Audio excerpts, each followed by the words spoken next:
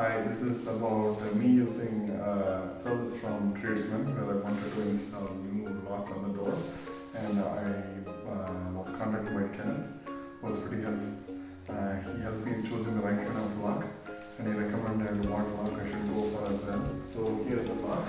It is a smart door lock by EL, so it takes in a key fob and a card, and you can also use a pin code like so, and then you can enter.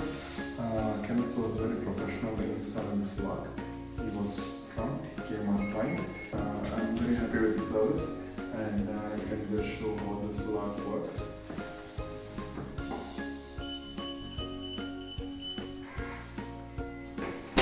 So there's two locks, one the regular one with the key.